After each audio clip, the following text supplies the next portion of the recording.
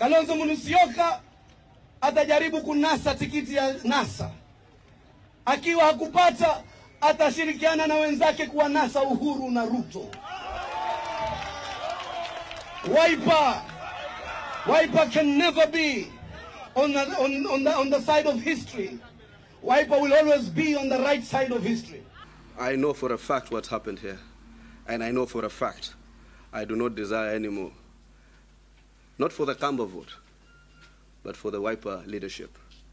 It's weak, it's meek, it's unfocused, it is fluid. You do not know whether Kalonzo is supporting me or he's supporting Joho. You don't know whether what he stands for. Oh my. What a difference a few weeks makes. He was a staunch supporter of Wiper and NASA. Now, no more. At least not as Secretary General. Good evening. I'm Jeff Koinange, and this is Jeff Koinange Live on Citizen Television. You know, if it's Wednesday, it's all about JKL. Tonight, that will be my guest for the entire hour. Former Mombasa Senator Hassan Omar answering those very, very tough questions. In fact, the question we're asking you is, was Hassan Omar a little bit overambitious vying for the Mombasa governorship? Was Hassan Omar a little bit too ambitious vying for the Mombasa gubernatorial election? Send us your answers, SMS number 22422. You can also tweet us at Koinange Jeff, at Hassan Omar H, at Citizen TV Kenya. The hashtag, make sure you use the hashtag JKLive. And JKLive begins right now, tonight.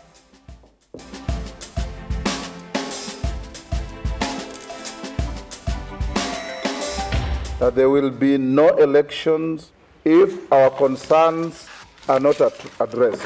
No boycott and no elections. NASA hints at disrupting next month's elections unless IEBC drops Chiloba. Kenyatta attributes his anti-Maraga rant to natural anger as he hosts Abagusi leaders. Women injured in Kisumu as youth stormed church workshop over false ID buying claims. And picketing Uber drivers pull out passengers from taxis as demands for better rates turn ugly.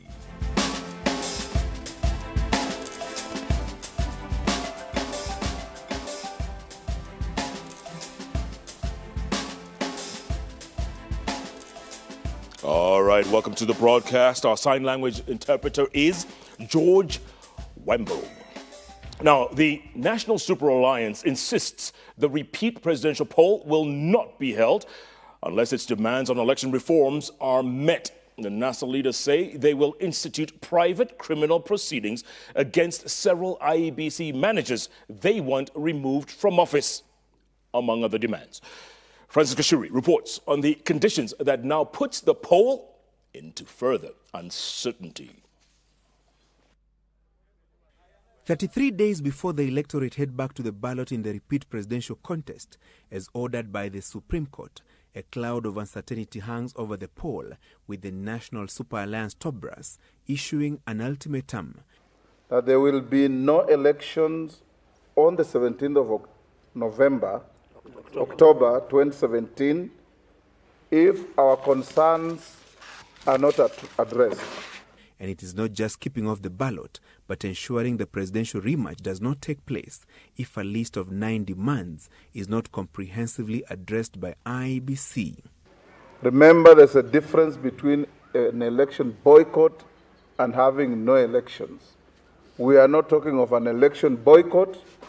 We are talking of an election that must meet the standards that are the norm of any democratic elections.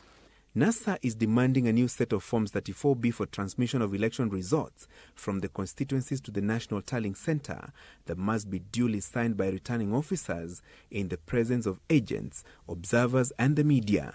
The coalition also insists on the award of the printing assignment to a new firm and blacklisting of Al Ghuraya.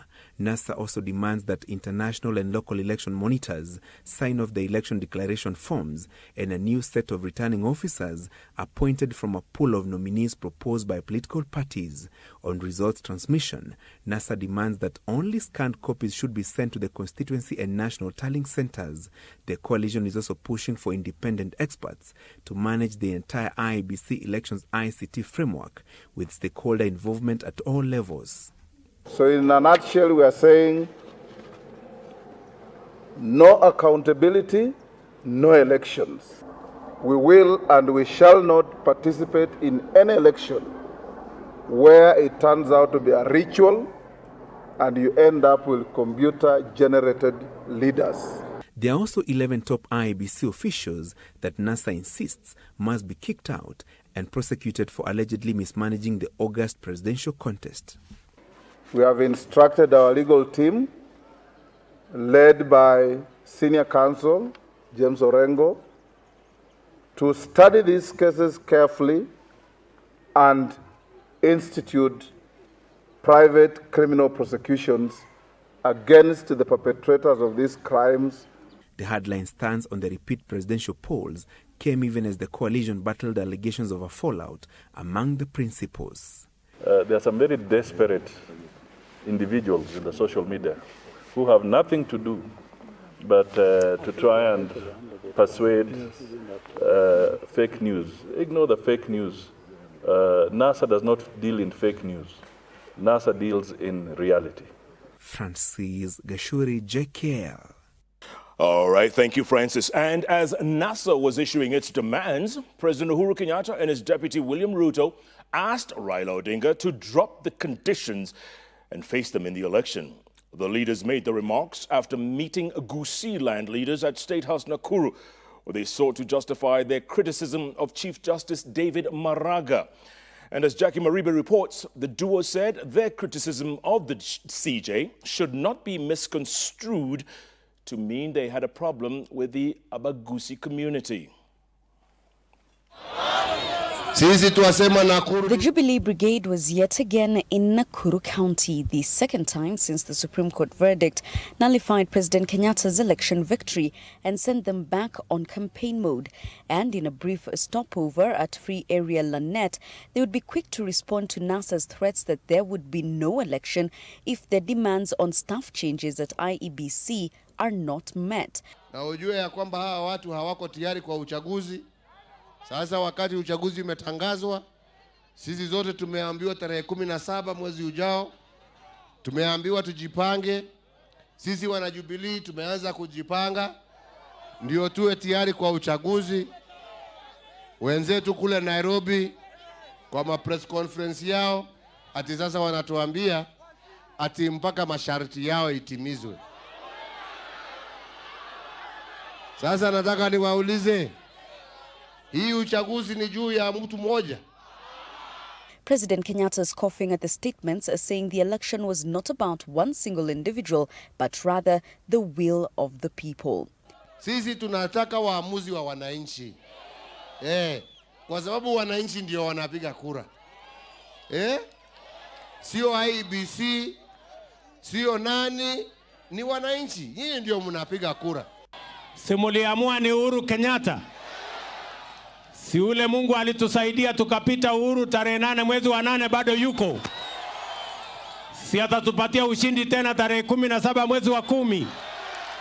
Earlier, around 15,000 leaders, professionals and residents of Kisii and Nyamira counties would congregate at the State Lodge in Naivasha, meeting with President Kenyatta and his deputy Ruto, who are keen on strengthening support ahead of the October 17th, a delicate matter given the recent outbursts over the nullification of their re-election by the Supreme Court headed by Chief Justice David Maraga. They would, however, use the opportunity to explain themselves, dismissing their opponent's narrative that criticism of Maraga translated to an attack on the Abagusi community. Hata mimi ni binadamu jameni. Yeah. Na nilikuwa nimekasirika sana na hiyo Maraga na koti yake. Lazima niseme mimi sifichi. Yeah. Hata wewe jameni, umeenda kwa soko umenunua ng'ombe, ukuje uibiwe, polisi apate hiyo ng'ombe, si ndio? Uende kotini, alafu koti iseme kweli hii ng'ombe ni yako, lakini kwa sababu hukujaza hii form P3, ng'ombe irudi na mwizi. Sasa wewe jameni, hata wewe ungesikia namna gani? Hapana, tuambiane ukweli. Na nitaendelea kusema hata mbele yenu wa Kisii. Mimi sina shida na wa Kisii, lakini niko na shida na huo uamuzi wa huyo mzee. Sisi tuko na kesi gani na Maraga? Mwenye kutupeleka kotini si huyu mtu. Kama hangepeleka sisi kotini tungelalamika mambo ya hii uamuzi ya koti. Si yeye ndiye ameanzisha hii maneno. So awache siasa ya ukabila. Mimi nimesoma katiba. There's no way it says that the president should appoint robots to the cabinet. We are also human beings. Yeah. We are also human beings. We are citizens of this country. We live here. And these are my people, these ones. I was born among these people. Sasa nikikaa na hawa, I do what they tell me to do. Your Excellency, wananiambia tuende hivi, I work that way. Kenyatta and Ruto saying the Apex Court's decision was political and that their recent statements had nothing to do with the inclusion of the Abagusi or any other community in their national agenda. Umeibiwa mchana, unaona mchana. Ma MCA ndio, hata afadhali wangeenda waseme, jameni, hii masanduku, tuje tupeleke Kasarani Stadium, tufungue, tuhesabu. Unaona jameni? Wewe kweli utaweza kukubali kuibiwa mchana? Hey. Alafu mwenzangu kwa sababu sasa hiyo anapiga makofi, ndio huyu amekimbia Nyamira na Kisii. Huyu mganga, angalia sasa, huyu wako na hasira, kwani alikuwa anafikiria mimi nitakuwa nikicheka.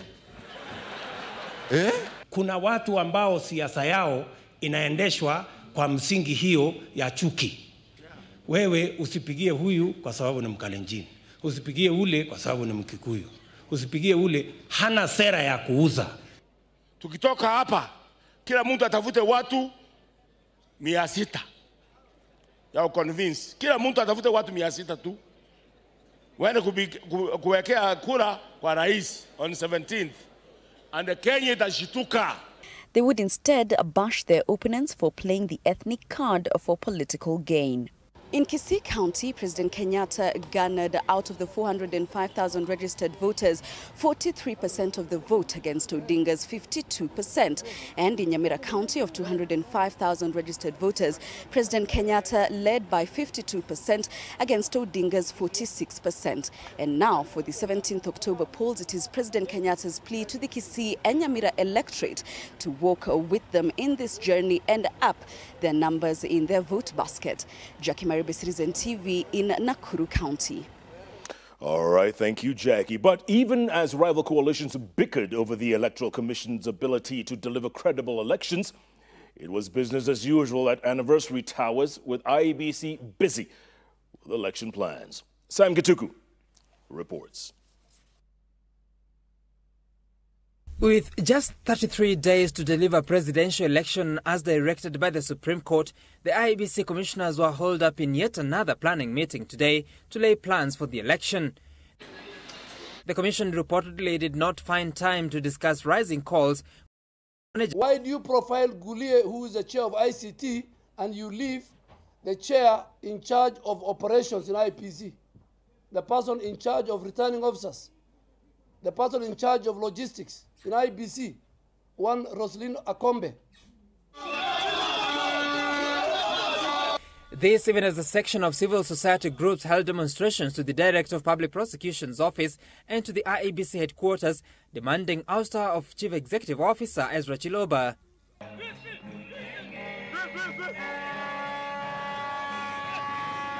The demonstrators accusing Chiloba of steering the illegalities and irregularities cited by the Supreme Court in nullifying the presidential election. The CEO of the Electoral Commission has been named in various failings and failures, and that needs to be investigated in order to establish the truth. And if it's established that he is indeed engaged in the perversion of the electoral process, then we feel he must be prosecuted. At the DPP's offices, Keriako Tobiko's deputy Dorcas Odor received the petition but called on the civil rights personalities to await the full judgment of the Supreme Court that is likely to give direction on who should be held accountable for the mistakes of the August 8th election. Sam Kituko, Citizen TV, Nairobi. Thank you, Sam. Now, at the same time, NASA MPs say they will boycott the Senate and the National Assembly until after next month's elections. The boycott is meant to underscore the opposition insistence that President Uhuru Kenyatta does not enjoy the full powers to formally open Parliament. Coalition has also reportedly settled on its new parliamentary leaders. Stephen Leto with the details. Afternoon, our colleagues can... The standoff continues. NASA, determined to reiterate President Kenyatta, lacked the powers to preside over the official opening of Parliament yesterday by boycotting the National Assembly and the Senate. The decision arrived at today after a marathon meeting chaired by Raila Odinga and other NASA principals. Our MPs will not be party to any parliamentary proceedings or House committees because the houses as are currently constituted are devoid of any legality, and will treat them as Jubilee parliamentary groupings and group meetings. The meeting at Okoa Kenya offices also discussed the lineup for the opposition leadership in Parliament. By this evening, there were conflicting reports of the final decision, with sources pointing to disagreements within the coalition on how to share out the positions. One of the proposed lineups seen by Citizen TV proposes Suba South lawmaker John Mbadi as the minority leader in the National Assembly, with Lugari Member of Parliament Ayub Savula as his deputy. Wiper will back the minority chief whip Kathiani lawmaker Robert Mbui, touted as the front-runner, with Ford Kenya's Chris Omalwa likely to deputize him. In the Senate, Moses Wetangula is likely to retain his slot, with CIA's James Orengo as his deputy. Wiper could also snatch the minority whip position in the Senate, with Makueni's Mutula Kilonzo Jr. the likely beneficiary. Tomorrow, the Senate will be holding elections for the Deputy Speaker's post in a two-horse race. Tharaka Nithi Senator Kithure Kindiki of Jubilee Party and Narok Senator Ledama Olekina of NASA. The proposed lineup was drafted after NASA MPs failed to stop the National Assembly from approving Jubilee nominees to the House Business Committee this morning. I would urge the House to hold, and the Leader of Majority to hold his horse. We will approve the names, we have no problem.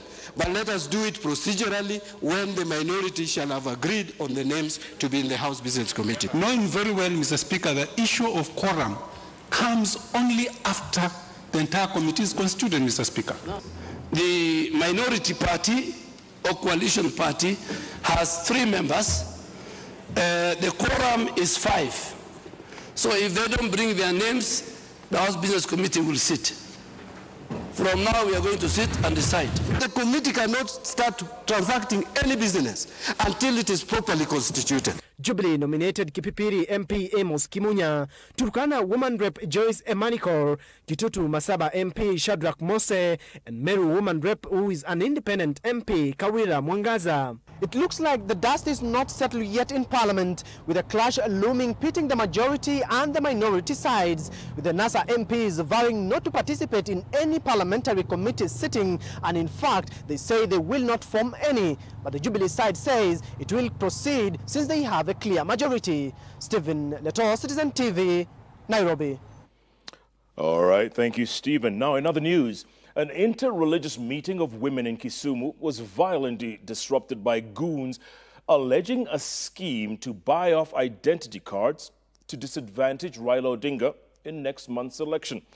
Now, it took the intervention of police to protect the women who were, ironically, attending a forum on, you guessed it, conflict resolution. And as Sylvia Chibet reports, the Interfaith Religious Council of Kenya has condemned the despicable act. A violent reaction to nothing. This, it turns out, was a misunderstanding of what really was going on here. See, the Interreligious Council of Kenya had convened a meeting for the women in Kisumu to discuss their role in conflict resolution. But as they were checking in at the Jumuiya Hotel in Kisumu, their identity cards were requested for security purposes, as is common practice. But a twisted message claiming a scheme to buy off identity cards was taking place at the hotel hit the social media space and caught the attention of irate youth. In no time, they stormed the building, determined to scuttle the so-called scheme.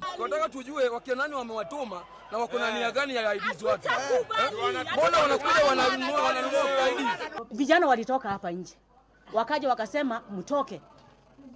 Mnauza kura. Sasa tukashinda tunauza kura, vipande yenu mnauza kura. Tukafikiri ni kura gani tunauza? Hata wengine sisi hatujakuja hapa na vipande. Tumekuja katika kujifunza amani. So violent was the attack on the conflict resolution meeting, police had to use force to restore order. After nearly 4 hours of running battles, the dust settled, revealing the level of destruction and injury. In a statement, the Interreligious Council of Kenya said this was unacceptable, stating that it was vile to attack defenseless women under the guise of political activism and thuggery.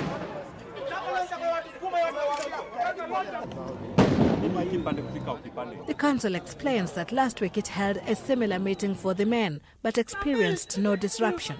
While asking political leaders to restrain their supporters, the council noted, and I quote, "Life in Kenya must not come to a standstill because of politics," end of quote. Meanwhile, in Machakos, area governor Alfred Mutua toured Kakuyuni and Tala Market, campaigning for President Kenyatta while also thanking residents for re-electing him. But in Tala, ugly scenes of hooliganism confronted him. Another show of intolerance as a section of youth chanted NASA slogans.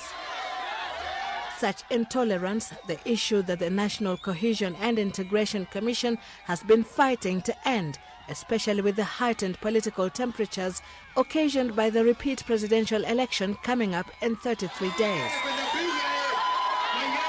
Sylvia Chebet, Citizen TV. All right, thank you, Sylvia. Still in other news, a Form 1 student suspected of starting the fire in which 9 students of Moi Girls Secondary School died has been charged with 9 counts of murder. The 14-year-old student, whose name cannot be revealed for legal reasons, was also charged with arson when she appeared before Justice Luka Kimaru at the Milimani Law Courts.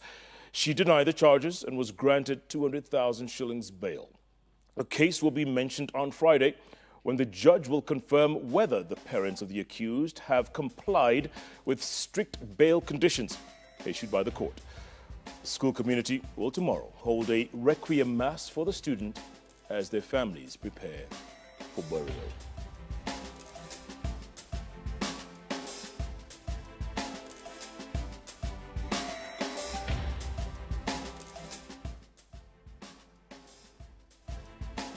We're going to take a quick break now.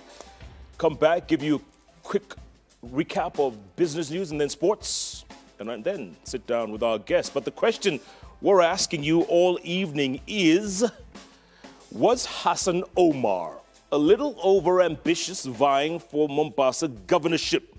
Simple question. Was Hassan Omar a little overambitious vying for the Mombasa governorship? So far, 75%, overwhelming 3/4 of you say yes. 25% of you say no. Keep texting. Number is 22422.